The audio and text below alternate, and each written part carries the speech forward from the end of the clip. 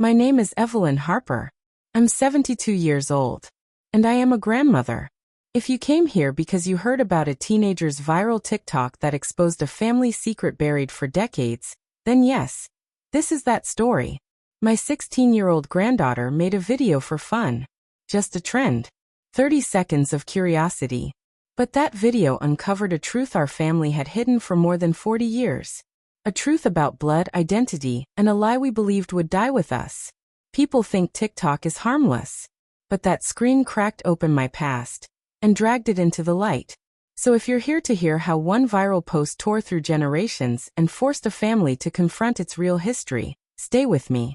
Because what came after that video changed who we are forever. And I thought I had outlived my secrets. I used to believe that if you stayed quiet long enough, the past would grow tired of knocking. It didn't. It just learned how to use new doors. The morning it began was ordinary. Too ordinary. The kind of morning that fools you into thinking nothing important will happen. The kettle steamed. The house smelled like toast. And my granddaughter Maya sat on the living room floor, talking to her phone like it was a person. She was 16. All elbows and energy. Always chasing trends I didn't understand. "Grandma," she said, barely looking up. "There's this TikTok thing going around. People share a family secret. Just something small. It's harmless. Family secret. Some words don't age. They wait." I smiled. That's what women my generation learned to do. "Just don't make your grandma famous," I said. She laughed. I went back to my chair, pretending my hands weren't shaking. An hour later, I heard her voice again, floating down the hallway. She was recording. I didn't mean to listen, but some instincts are louder than politeness. "My grandma raised me," Maya said brightly. "We never really talk about my grandfather. He left before I was born. That's all anyone says." I froze. That story had been rehearsed for decades. Polished. Repeated. Protected. And now it was being offered to strangers in 30 seconds or less. I told myself it was fine.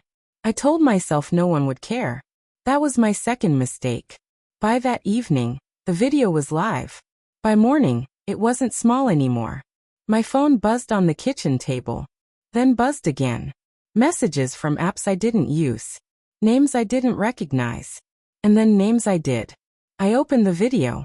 There was Maya, smiling innocent, pointing at childhood photos taped behind her bed. Photos I had meant to throw away years ago. Photos that showed more than she realized. The comments made my chest tighten. "She looks just like him. That house behind her, is that Cedar Lane? My aunt vanished from that town in the 70s. Cedar Lane. That name hadn't been spoken in my presence since I was 19 years old and terrified. I scrolled until my vision blurred. Strangers were connecting dots we spent a lifetime hiding. Then my landline rang.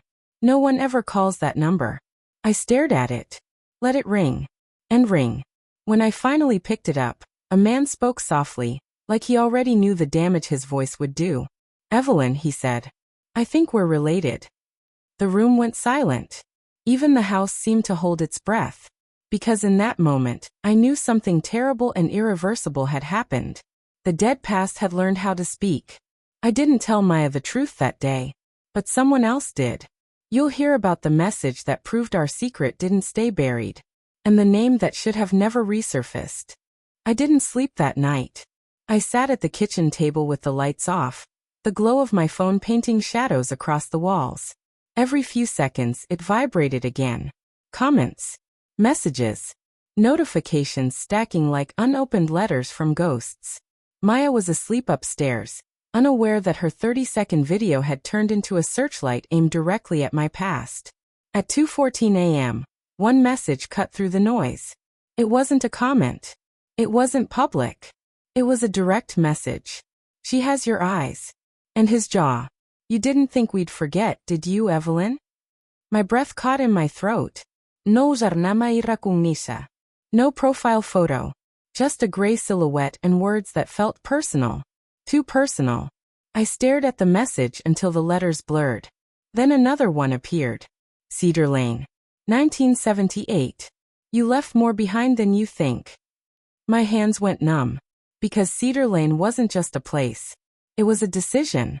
One that cost people their names, their futures, their children. I locked my phone and pushed it away like it might burn me.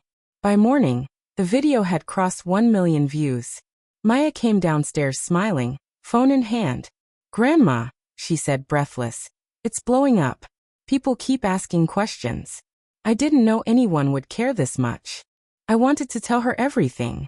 I wanted to grab her shoulders and shake the truth loose. But when I looked at her, all I saw was how young she still was. How unprepared. "Be careful what you answer," I said quietly. "Some stories don't belong to the internet." She frowned. "What do you mean?" Before I could respond, her phone rang. She glanced at the screen and her smile faded. "It's weird," she said. "Someone commented, then deleted it. They said they knew our family." My heart dropped. "What did they say?" I asked. She hesitated, then read it aloud.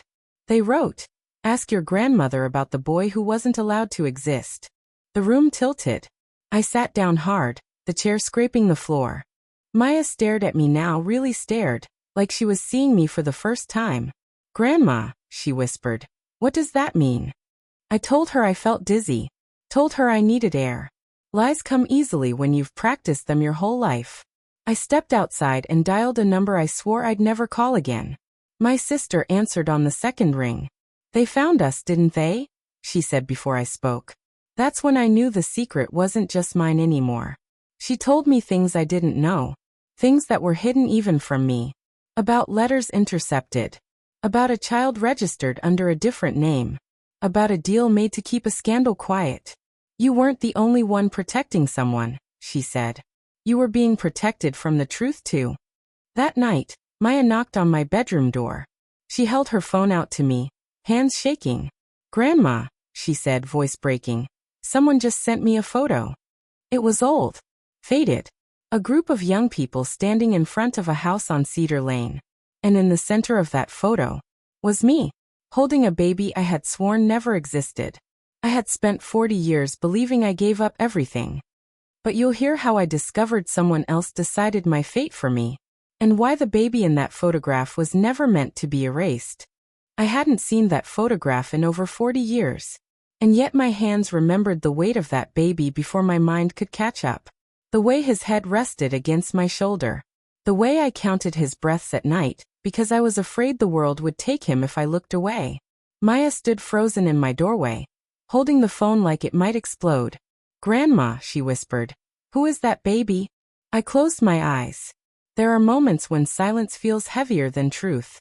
This was one of them. "That," I said slowly, "is the child no one was allowed to talk about." She didn't cry. That frightened me more than tears. She sat on the edge of my bed waiting. I told her pieces. Not everything. Not yet. I told her that in 1978, in a town where reputations mattered more than lives, some mistakes were treated like crimes. I told her about Cedar Lane. About the promises made behind closed doors. About how a single decision by powerful men could rewrite a woman's future. "What happened to him?" she asked. I swallowed. "I was told he was given to a good family," I said. "I was told it was for the best." "But you don't know," she said. No, I didn't. That night, Maya's video crossed 3 million views. Someone stitched it. Someone slowed it down. Someone circled the background of her room, zooming in on the photographs like detectives with nothing but time and obsession. The internet did what it always does. It hunted. A woman messaged Maya claiming to be a genealogist. Another sent scanned newspaper clippings from the late 70s. Headlines about a quiet scandal that was never fully explained. Names blacked out. One address left untouched. Cedar Lane. Then came the message that changed everything. "If Evelyn Harper is your grandmother, tell her this. He's alive. And he's been looking for her." I felt something inside me collapse. Alive meant questions.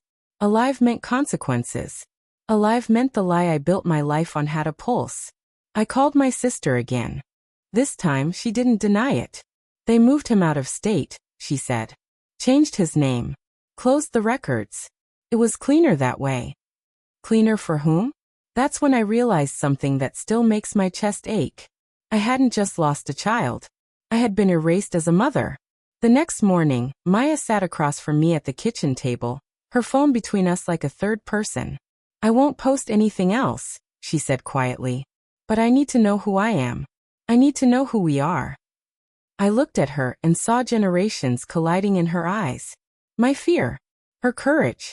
His absence. So I did something I never thought I would do. I told her the full name I was forbidden to speak. And the moment I said it out loud, her phone buzzed. A notification from TikTok. A new video.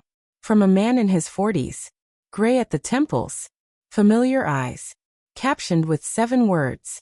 I think this story is about me. I thought finding him would bring relief. But you'll hear what happened when he finally spoke my name. And why his first question shattered what little peace I had left. I recognized his voice before I recognized his face. Maya played the video for me in the quiet of the living room. No filters. No music. Just a man sitting still, like he'd been holding his breath for 40 years. My name is Daniel, he said. I was adopted in 1979. And if Evelyn Harper is watching this, I think you might be my mother. Mother. The word landed softly. And then it broke me. I had imagined this moment in 1,000 different ways. Anger. Accusation. Silence. I had prepared myself for hatred. What I hadn't prepared for was how gentle he sounded. Maya reached for my hand. I didn't realize I was shaking until she did. That video went everywhere. Morning shows. Podcasts. Comment sections filled with strangers arguing over a life they didn't live. Some called me brave. Some called me cruel. Some said I didn't deserve forgiveness. Daniel didn't say any of that. Instead, he asked one question in a follow-up video. I just want to know, he said, why I was never allowed to know where I came from. I didn't have an answer that wouldn't hurt him. I asked Maya to message him privately. She hesitated, then typed. She's here. She's watching. She's just scared. He replied almost instantly. So am I. We spoke on the phone 2 days later. I expected rage. I expected interrogation. What I got was silence. Long, careful silence. The kind that means someone is choosing their words with respect. I don't blame you, he said finally. But I need to know if you chose this. I closed my eyes. No. Y whisperat. I signed papers I wasn't allowed to read. That was when he told me something I had never been told. He had tried to find me before. Letters were sent. Records requested. Each time, the trail ended. Someone always stepped in. I was told you didn't want to be found, he said. That lie was not mine. That night, my sister showed up at my door unannounced. They're digging, she said. Old records. People who don't want attention. She handed me a folder. Inside were documents I'd never seen. Signatures that weren't mine. Dates that didn't match. Someone else had decided my story. And they were still alive. The next day, a lawyer contacted Maya. Not me. Maya. Asking her to stop posting. Asking her to protect the family. Which family, I wondered. Daniel posted one last video that night. I don't want revenge, he said. I want the truth. And I want to meet her. Not online. In person. Maya looked at me, eyes wide. Grandma, she said. What are you going to do? I stared at the folder on the table. The proof. The lies. The names. I'm going to remember, I said. And I'm going to show up. Because for the first time in my life, running was no longer an option. I thought meeting him would finally bring answers. But you'll hear what happened when the people who hid the truth realized we were coming for it. And why they tried to silence us one last time. I used to believe the past stayed buried because it was finished. I learned the truth the day it tried to stop us. It began with a letter. Not an email. Not a call. A letter slid quietly into my mailbox, like it had done this before. No return address. Thick paper. My name typed, not written.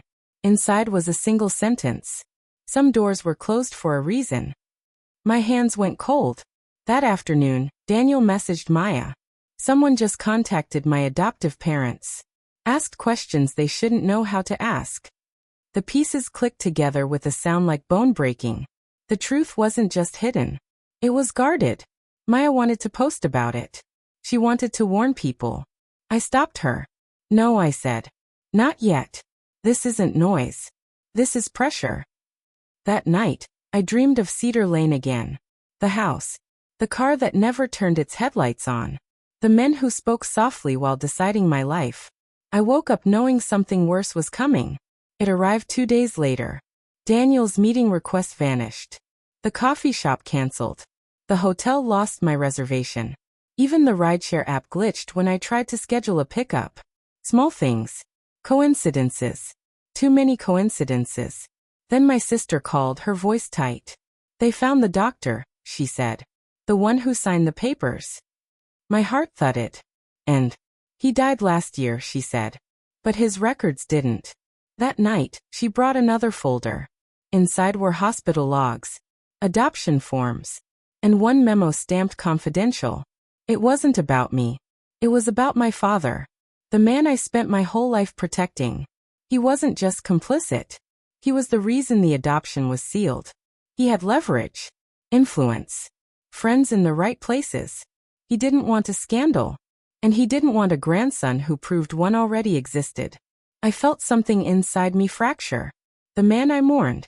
The man I defended. He had erased my child to protect his own name. Before I could speak, Maya gasped.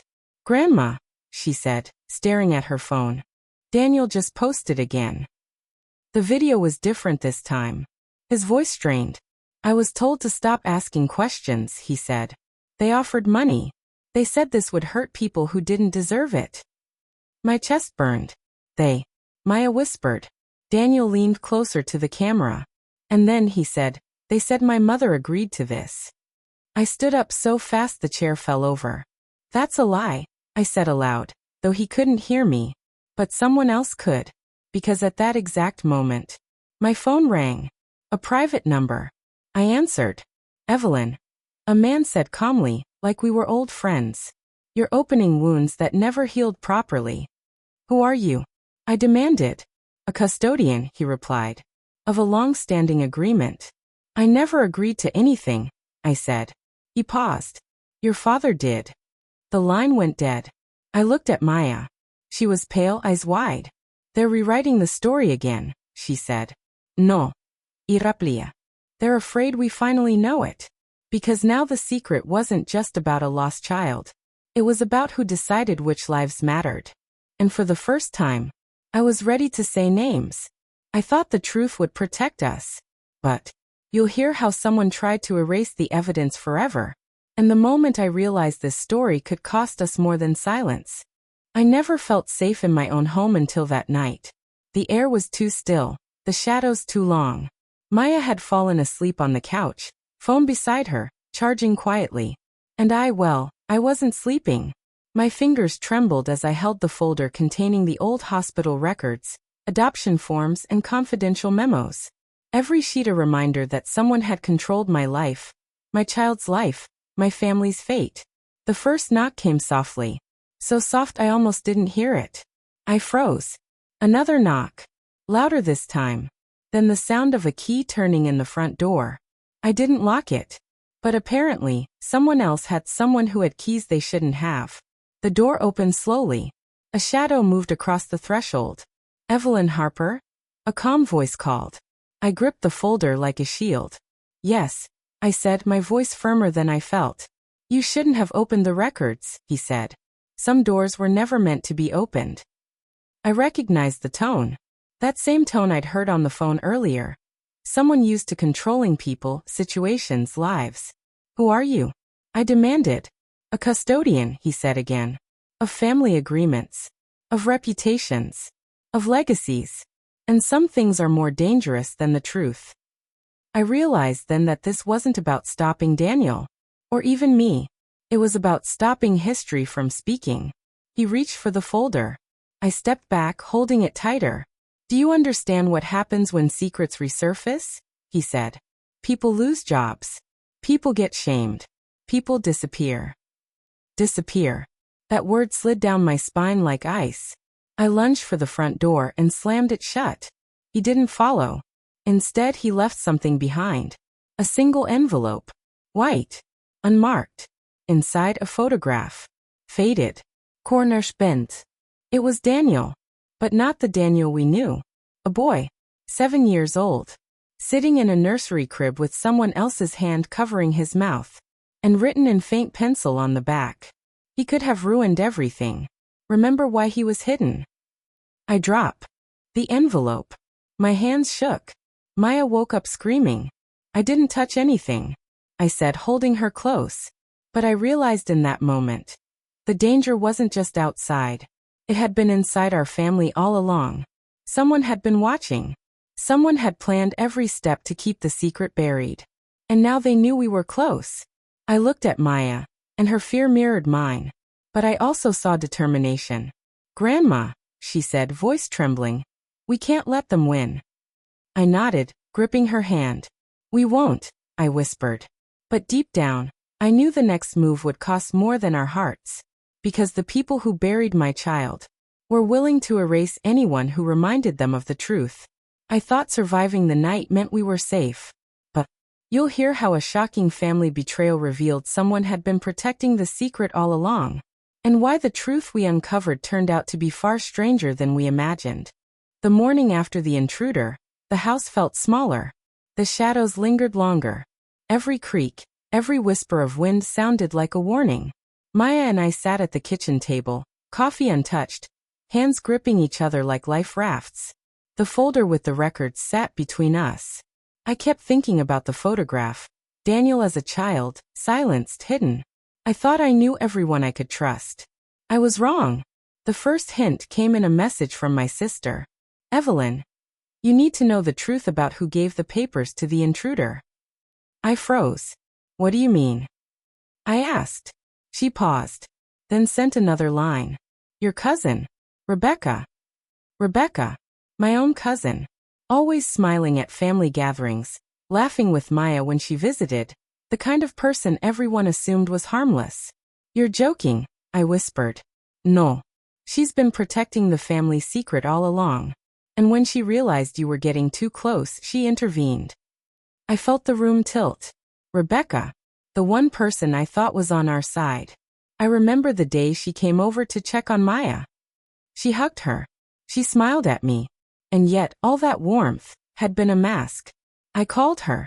She picked up, cheerful as ever. Evelyn, how are you? I heard about the TikTok video. Can you believe these kids? Her voice made my blood run cold. Rebecca, I said, my hands trembling. Did you send someone to my house last night? A pause. I may have known someone who could check in on things, she said lightly, as if she were talking about a missing cat. My chest tightened. Rebecca, you tried to scare us. Oh, Evelyn, she said, still calm. It wasn't to scare you. It was to protect you. And Daniel. And the family. Some things are dangerous. Some truths can destroy people. I slammed the phone down. I wanted to cry, scream, and forgive all at once. Because she was right.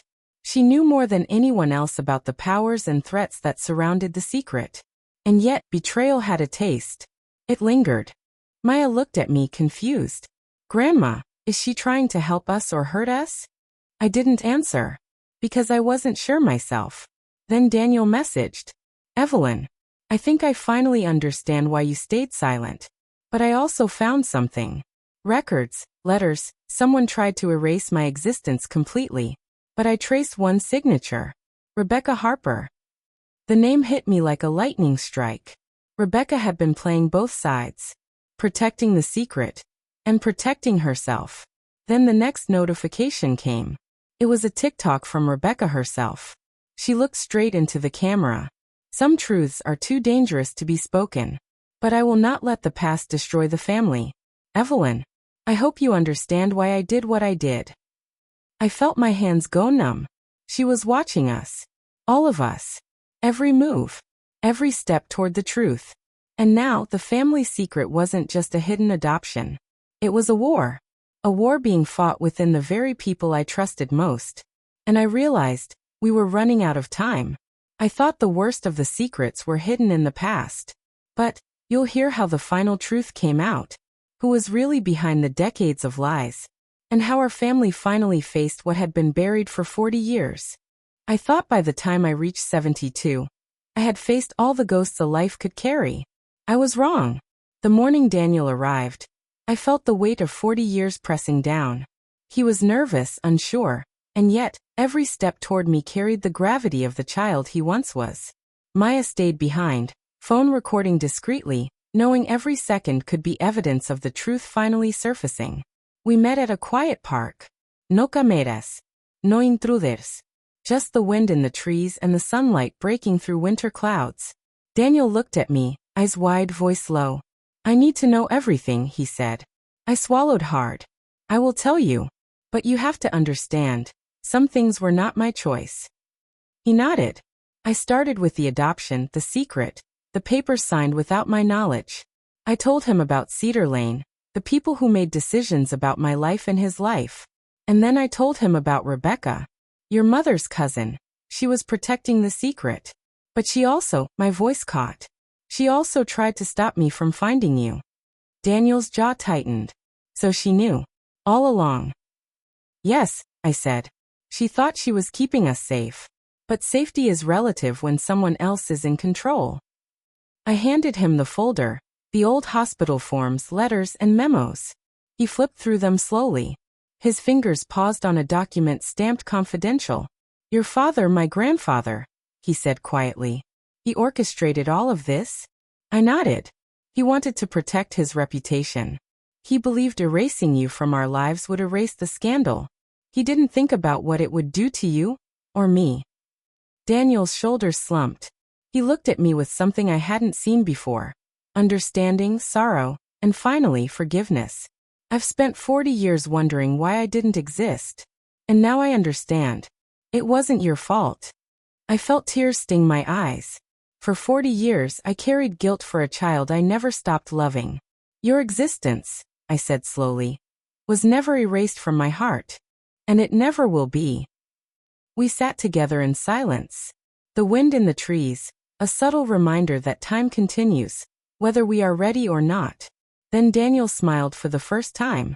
Not a full, wide smile, but a quiet one. I want to meet her, he said, nodding toward Maya. I looked at my granddaughter. She smiled nervously, holding her phone. Yes, I said. It's time. She deserves to know the truth too. And that day something shifted. We returned to the house together, no secrets between us. Rebecca called later, cautiously, knowing the truth was finally out. She admitted everything, the hidden surveillance, the warnings, the threats, but she also apologized. She wasn't the villain. She was another woman trapped by decades of fear and lies. That night I sat with Maya and Daniel, the three of us, and for the first time in decades, I felt a kind of peace. The secret was no longer a shadow over us. It was a bridge connecting generations. We spoke for hours about our family, about Cedar Lane, about the choices that were made for us, and the choices we would make now. Maya learned that history isn't always neat, that sometimes the truth is messy, painful, but powerful. And Daniel understood that love doesn't vanish, even when life tries to bury it. By the time the sun set, I realized something profound. Secrets have a way of surviving us. But so does love. And sometimes, it takes a viral video, a brave granddaughter, and 40 years of silence to finally uncover both. The past had tried to erase us. But in the end it couldn't. We were finally whole.